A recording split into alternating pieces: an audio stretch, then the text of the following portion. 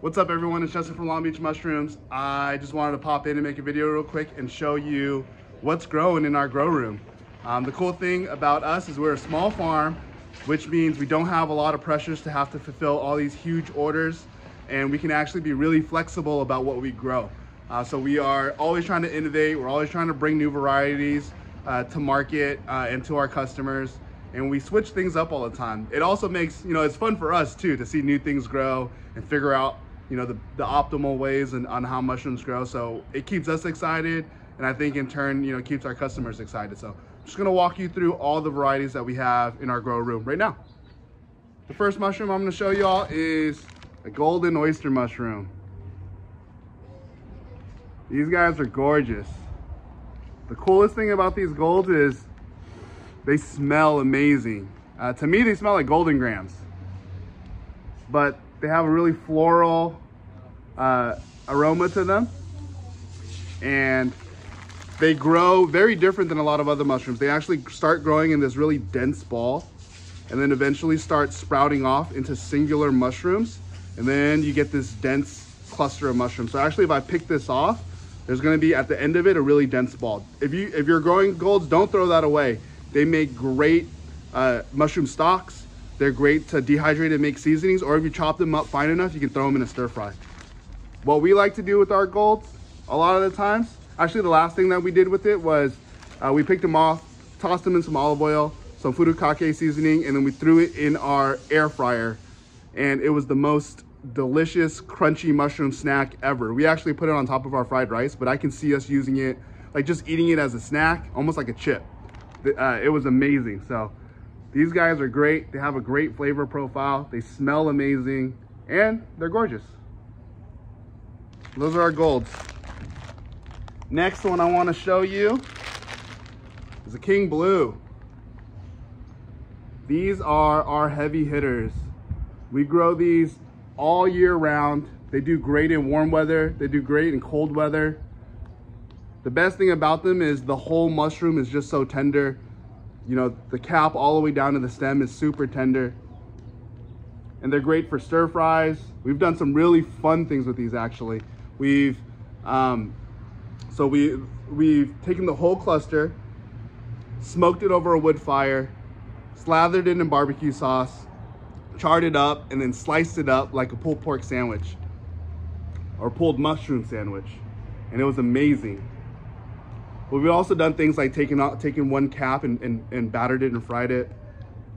We've sliced them thin, long ways, cooked them in a teriyaki sauce and made teriyaki mushroom bowls.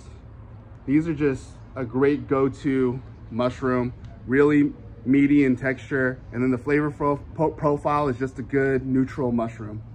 Those are our King Blues.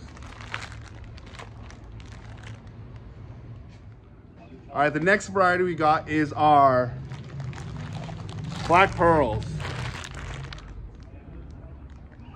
So black pearls are a cold loving mushroom. So if we tried to grow these in the summer before, and they are not having it.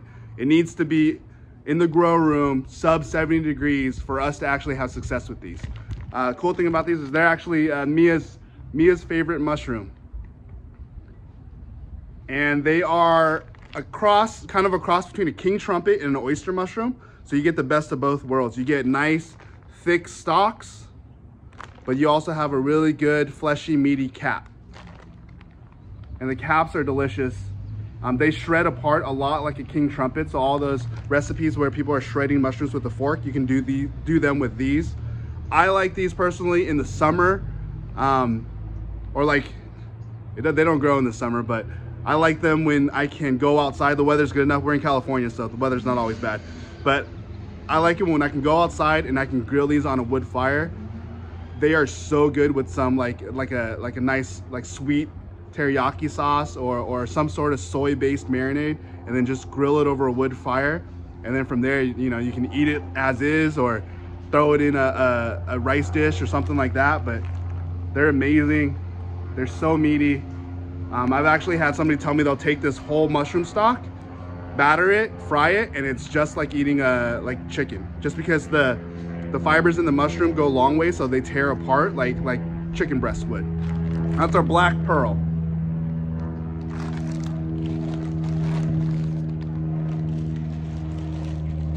Next one I want to show you is our combs tooth. So combs tooth is actually the cousin of lion's mane, and lion's mane is kind of the most well-known gourmet mushroom for its, you know, all bunch of benefits. But combs tooth is in the same family. They're a hericium, and they probably have a lot of the same properties as the lion's mane does. There's not enough research done on it yet, so I can't tell you exactly, or at least I haven't read any research on it, but they're from the same family, and I imagine they have a lot of the same properties. Combs tooth, in my opinion, does taste better. The flavor profile is a little bit more developed, and the texture is a lot different than the lion's mane. It's more corally as it just like it looks. So I can actually chop this up and throw it in a stir fry if I want, or tempura these and fry them, and every little nook and cranny will get crispy, and they're so good. Cool thing about these is they start off with this pink hue, and that's actually when we like to harvest them. We like to harvest things young. We feel like if we harvest them young, the flavor profiles are better and they last longer. They have better shelf life. They stay fresher longer, but they'll stay this nice pink hue, and then once it matures, it turns completely white. So they're fine white too, but we just like them when they're pink. Catches the eye a little bit more.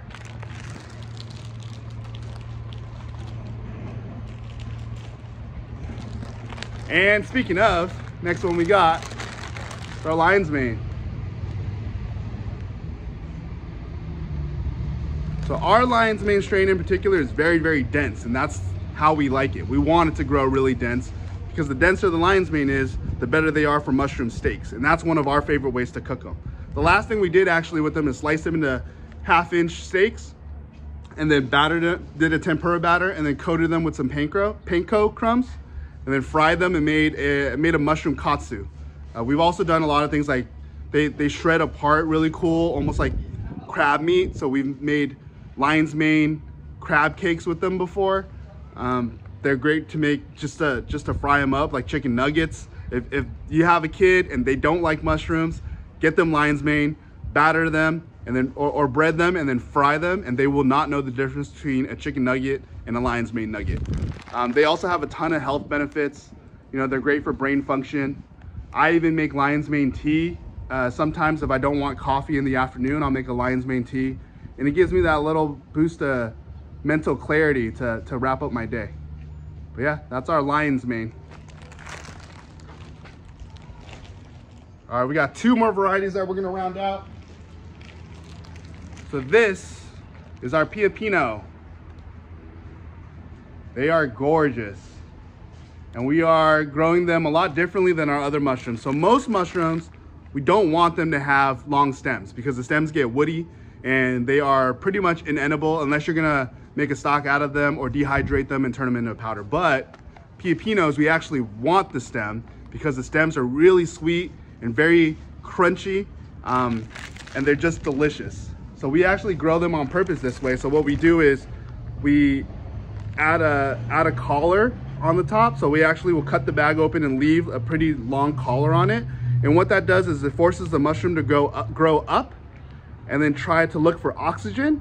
And then once it breaks free of the collar, then the cap will form. So we do that on purpose because Pio Pinos have great stems. What we love these for are pastas. The name Pio Pino is Italian. It only makes sense that they're great in a pasta. So what we'll do is we will, if it's thicker, I'll slice them in half.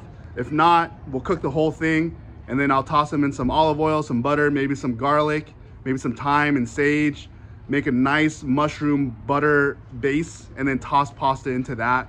And it's amazing. It is so good. They are nutty, they are slightly peppery, and they are delicious. That's our Pio Pino.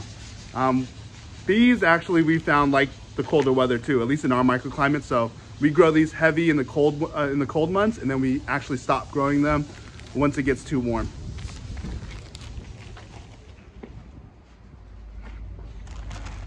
All right, the last variety we're gonna show you all is our blue oyster mushroom. So this guy is actually a staple in our grow room. It's an indicator mushroom for us. It tells us how our growing conditions are, because if these guys are growing well, we know everything else is growing well. If the temperature fluctuates too much, or if there's not enough air exchange, airflow in our grow tents, blue oysters will get really leggy, And a lot of times they'll start turning pale as well, and they'll get really woody and just not a good tasting mushroom. But when they look like this, when the cluster's nice and dense, you can almost not even see the stem. That's how you know our growing conditions are optimal. They're just a great overall mushroom. They're a lot like our King Blue, neutral in flavor, just a really clean mushroom. These are more delicate than the King Blues, but we use them for so many different things. Stir fries are probably the thing that we use them for the most, but they're great in pastas. They're just a great overall oyster mushroom. We grow these year round as well. So that's our lineup. That's what we're growing right now. There's actually a few varieties that I couldn't show you today because they're not ready, but we're also growing a handful of other varieties. But just wanted to show you what we do, what we're growing, a little bit of information about them, how to cook them, and I hope that y'all come out and try some of our mushrooms sometime. But yeah, thank you. Peace.